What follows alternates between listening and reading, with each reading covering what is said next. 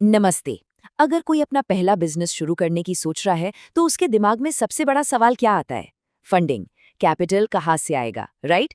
यहीं पर प्रधानमंत्री मुद्रा योजना यानी पीएमएमवाई एक असली गेम चेंजर साबित होती है।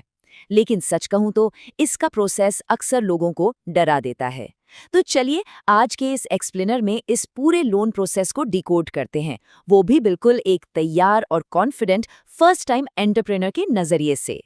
आगे बढ़ने से पहले जल्दी से देख लेते हैं कि हमारा रोड मैप क्या है। हम मुद्रा लोन के मिथकों को तोड़ेंगे, लोन की अलग अलग कैटेगरीज समझेंगे, जरूरी डॉक्यूमेंट्स की एक पक्की चेकलिस्ट बनाएंगे, जन समर्थ पोर्टल पर नेविगेट करना सीखेंगे, डिजिटल अप्रूवल का प्रोसेस देखेंगे और फाइनली बैंक विजिट को कैसे मास्टर करना है इस पर बात करेंगे। तो चलिए सबसे पहले पड़ाव से शुरुआत करते हैं, मुद्रा लोन से जुड़े सबसे बड़े मिथकों को तोड़ना। नए एंटरप्रेन्योर्स अक्सर एक चीज को लेकर काफी कंफ्यूज रहते हैं। क्या सरकार मुद्रा लोन का पैसा सीधे एप्लीकेंट्स के अकाउंट में डालती है? और क्योंकि ये एक सरकारी योजना है तो क्या इसे वापस चुकाना जरूरी है? हकीकत तो ये है कि सरकार ने सिर्फ इस प्रोग्राम को लॉन्च किया है, एक तरह से फैसिलिटेट किया है। असली पैसा तो उस बैंक से आता है जहां अप्लाई किया जाता है, चाहे वो स्टेट बैंक हो या पंजाब नेशनल बैंक, फंडिंग वहीं से मिलेगी। और हाँ, ये कोई फ्री का पैसा या ग्रांट नहीं है। इस पर 8 से 12% के बीच का एक रेगुलर ब्याज लगता है, जिसे चुकाना बिल्कुल जरूरी है। अब सोचिए, अगर किसी वजह से बैंक लोन रिजेक्ट कर दे तो लोग क्या करते हैं? अक्सर पैनिक में आकर वो इंस्टेंट लोन ऐप्स का शिकार हो जाते हैं। जरा सा सिबिल स्कोर कम हुआ नहीं कि लोग उन ऐप्स की तरफ भागते हैं जो 30 से 60% तक का खतरनाक और जानलेवा ब्याज वसूलते हैं। इसके बिल्कुल उलट, मुद्रा लोन 8 से 12% के सेफ और रेगुलेटेड इंटरेस्ट रेट के साथ आता है, क्योंकि यहाँ सरकार की तरफ से बैंकों को सीधा बैकअप और निर्देश है कि वो बिजनेस के लिए ही लोन दे। आगे बढ़ते हैं हमारे दूसरे स्टेप पर, लोन की अलग अलग कैटेगरीज को समझना। इस योजना को 4 अलग अलग टियर्स या कैटेगरीज में बांटा गया है।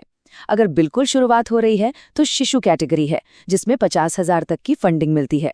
थोड़ी बड़ी जरूरत के लिए किशोर और तरुण कैटेगरीज हैं, जो 5 लाख और 10 लाख तक कवर करती हैं। और सबसे अच्छी बात, हाल ही में तरुण प्लस नाम की एक नई कैटेगरी जोड़ी गई है, जिसमें 10 से 20 लाख रुपए तक का कैपिटल मिल सकता है।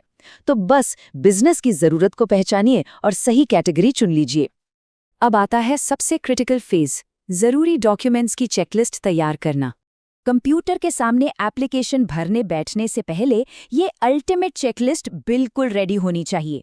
सबसे जरूरी है उद्यम रजिस्ट्रेशन सर्टिफिकेट, जिसे ऑनलाइन सिर्फ कुछ ही मिनटों में फ्री में बनाया जा सकता है।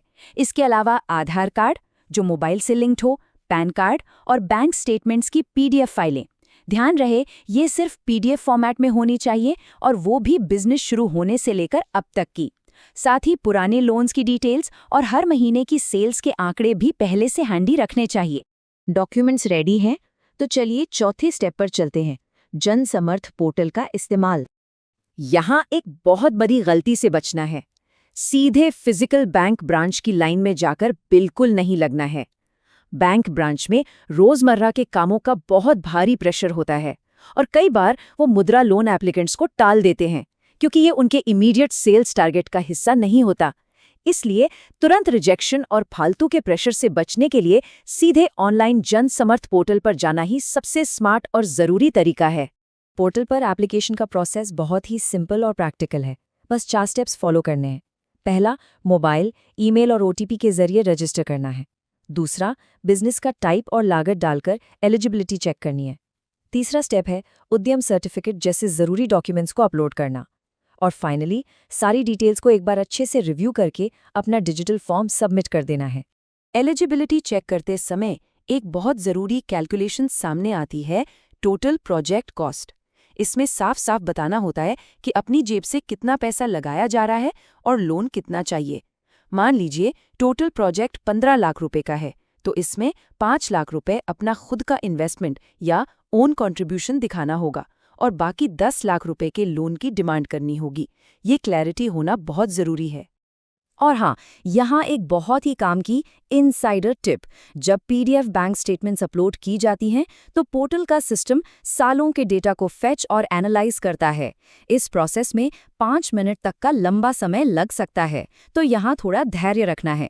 पेज को गलती से भी रिफ्रेश या बैक नहीं करना है, वरना सारी मेहनत बेकार हो जाएगी और प्रोसेस कैंसिल हो जाएगा। अब आते हैं उस फेज पर जिसका सबको इंतजार रहता है, डिजिटल अप्रूवल हासिल करना। एप्लीकेशन सबमिट होते ही असली जादू शुरू होता है। डिजिटल अप्रूवल के बाद कोई एक नहीं बल्कि कई अलग अलग बैंक अपनी तरफ से फंड देने के ऑफर सामने रखते हैं। और मजे की बात यह है कि सबकी ब्याज दरें अलग अलग होती हैं। कहीं यूको बैंक 9.4% का ऑफर दे रहा है, तो कोई दूसरा बैंक 10 या 11% का। मतलब साफ है, अब चुनने की पूरी पावर एप्लीकेंट के हाथ में है कि उसे कौन सा ऑफर सबसे सही लगता है। अप्रूवल मिल गया, बहुत बढ़िया। अब चलते हैं हमारे आखिरी और छठे स्टेप पर, बैंक विजिट को मास्टर करना। उस डिजिटल अप्रूवल लेटर को लेकर बैंक में कदम रखने से पहले एक बात बिल्कुल पक्की कर लेनी चाहिए। मुद्रा लोन्स 100% कोलैटरल फ्री होते हैं। इसका सीधा सा मतलब है कि बिजनेस कैपिटल के लिए किसी भी पर्सनल एसेट, प्रॉपर्टी या जमीन को गिरवी रखने की कोई जरूरत नहीं है। आपकी पर्सनल प्रॉपर्टी बिल्कुल सेफ है। अब बैंक के अंदर कई बार क्या होता है कि कर्मचारी अपना टारगेट पूरा करने के लिए हेल्थ इंश्योरेंस या टर्म प्लान जैसी चीजें चिपकाने की कोशिश करते हैं, क्रॉस सेल करने का भारी प्रेशर बनाते हैं। लेकिन यहाँ बिल्कुल कॉन्फिडेंट रहना है। अगर बार बार प्रेशर डाला जाता है तो सीधे और मजबूती से कहा जा सकता है, देखिए, अगर आपने और दबाव डाला तो मैं शिकायत दर्ज कर दूंगा। मैं यहाँ सिर्फ अपने अप्रूव लोन के लिए आया हूँ, कोई अनचाही पॉलिसी खरीदने की कोई जरूरत नहीं है। तो इस पूरे एक्सप्लेनर के बाद एक सवाल खुद से पूछिए, जब हाथों में एक ऑफिशियल डिजिटल अप्रूवल हो, पूरी रिसर्च की गई हो और सारे डॉक्यूमेंट्स एकदम परफेक्ट हो, तो उस आखिरी बैंक विजिट में असली पावर किसके हाथ में होती है? बिल्कुल, एक तैयार और कॉन्फिडेंट एप्लीकेंट के पास। अब वो कोई हताश, परेशान उधारकर्ता नहीं है, बल्कि एक स्मार्ट और तैयार एंटरप्रेन्योर है। तो बस इस सही जानकारी का इस्तेमाल कीजिए और अपने बिजनेस को नई ऊंचाइयों पर ले जाइए। इस विश्लेषण से जुड़ने के लिए बहुत बहुत शुक्रिया। सीखते रहिए।